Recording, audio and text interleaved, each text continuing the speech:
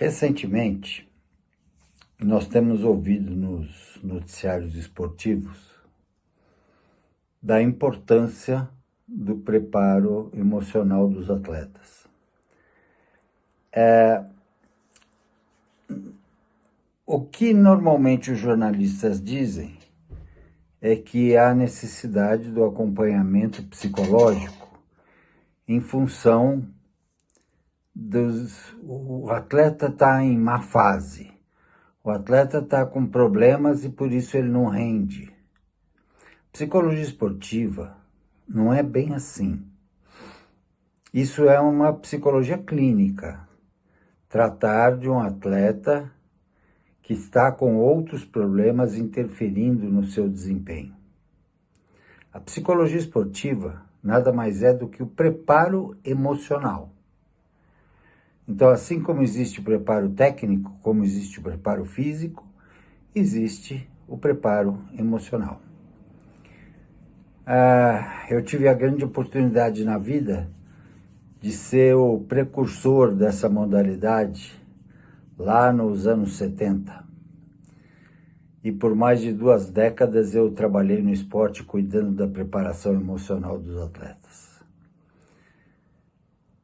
De lá para cá, muita coisa foi desenvolvida no conceito fisiológico, neurológico, físico, de uma forma geral, contribuindo de maneira fundamental para o rendimento esportivo de alto nível. Porém, no que tange a parte emocional, muito pouco foi feito. E eu, na época, desenvolvi algumas técnicas que eu gostaria de estar apresentando para vocês. Fazer com que a competição não tenha pressão é uma coisa muito difícil, porque o atleta em competição tende a elevar o seu nível de ansiedade. E isso acaba interferindo no desempenho, obviamente. Então, não se consegue fazer com que a competição tenha assim um sabor de treino, para que o atleta possa reagir. Ao contrário, se você fizer do treino uma competição, aumentando a pressão do treino, quando você chega a uma competição, automaticamente o seu nível de ansiedade já está mais baixo, porque você treinou tanto sob pressão que a competição se torna algo semelhante ao treino. São 2 situações semelhantes e que faz com que aquela força exigida no treino seja a mesma força exigida numa competição. Há diversas formas de colocar isso em prática. A título de ilustração, eu vou contar para vocês 2 casos, 2 cases, né, como se diz. O primeiro é de uma tenista de elite que estava agoniada porque um dos fundamentos do jogo de tênis é o saque. E o saque, como hábito desta tenista, era muito ruim, muito fácil de ser rebatido, né? Então, ela me revelou que, como o saque era muito ruim, ela precisaria melhorar de alguma maneira nesse quesito. Tecnicamente, a posição estava correta, estrategicamente, a técnica de sacar estava correta, mas ela precisaria acertar determinado ponto do quadrante adversário com mais potência, com mais regularidade, com mais foco. No meio da nossa conversa, ela revelou que adora água tônica, né? E aí eu fiz o seguinte, coloquei uma latinha de água tônica no determinado ponto onde ela gostaria de sacar, ok? E ela tinha que acertar 30 vezes no mesmo lugar, o mesmo saque, com a mesma potência para bater na lata.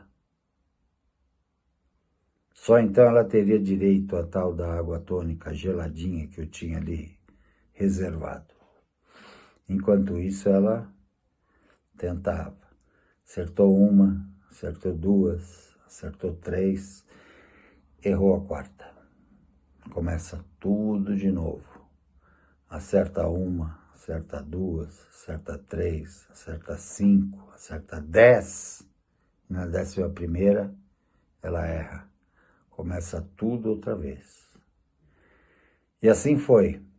Um treinamento muito puxado, que requer muita concentração, muita técnica, muita posição do corpo e foco.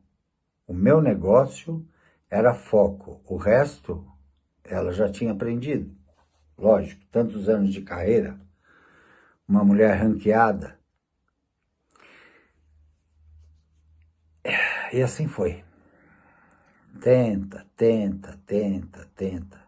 Até que ela chegou à 40ª vez sem erro. 40 vezes sem erro, acertando na latinha ou muito próximo da latinha, sem que eu precisasse voltar ao início. Ora, objetivo atingido. Mas nós precisávamos ver aquilo em competição. E assim foi nas 3 competições que se seguiram. Ela acertava o primeiro saque com muita maestria. Muita maestria. O que significa que realmente ela conseguiu superar aquele bloqueio, não gosto dessa palavra, mas aquele bloqueio psicológico de ter um primeiro saque forte. Essa é a história da tenista, que voltou a ser uma das 50 melhores. Graças a Deus, e eu fiquei muito feliz com isso, até porque o meu desafio com ela era o seguinte: se ela ganhasse uma partida de 6-0, eu não recebia nada por isso. Se fosse 6-1, eu receberia $100. Se fosse 6-2, eu receberia $200. E assim por diante. Se ela perdesse, eu receberia $1.000, se ela perdesse o set. Mas eu fiquei pobre, porque ela finalmente atingiu o objetivo e ganhou diversas partidas por 6-0, 6-0 e 6-0. Eu quero lembrar que tudo isso foi feito com o aval do técnico e do preparador físico. Eu jamais entro na área deles, a não ser que, se for preciso, eu dei uma entradinha, mas com o aval deles, né? Ali, como ela estava jogando, como ela estava treinando, era uma parte técnica, evidentemente, né? Mas o preparo emocional é que fez toda a diferença.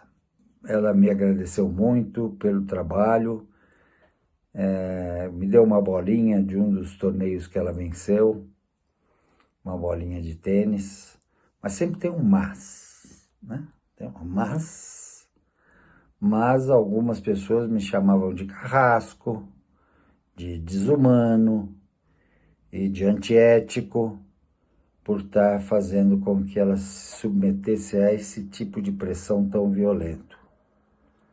Mas deu certo. E para mim, isso é importante. Dar certo. Superar obstáculos. Fazer do treino uma competição, já que eu não posso fazer da competição um treino. Aumentar o nível de pressão nos treinos faz com que se iguale essa situação quando o atleta estiver em competição. Um outro exemplo, agora já falando de atletismo, de maratona, nós tínhamos um atleta de elite, um atleta de ponta, que durante os percursos de maratona ingeria muita água. E isso fisiologicamente não é bom.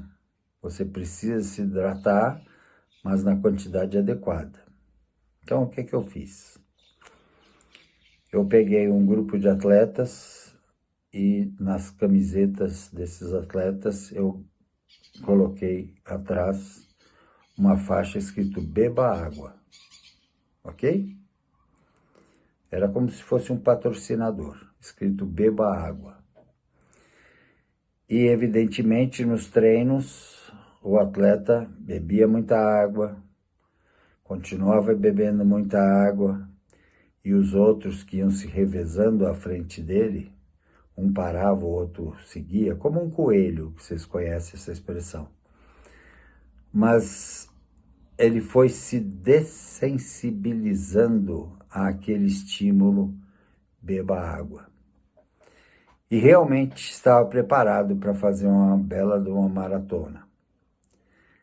O que aconteceu, que a gente chama de serendipity, que é você ir para um objetivo e de repente alcançar outro, é que os grandes concorrentes dele na prova não estavam acostumados ou dessensibilizados com a expressão "beba água". E o que acontece, aquele grupinho de 7, 8 que lideravam a prova, começaram a ingerir muita água durante o percurso da maratona. E com isso perdiam rendimento, e com isso o nosso atleta ia cada vez melhor.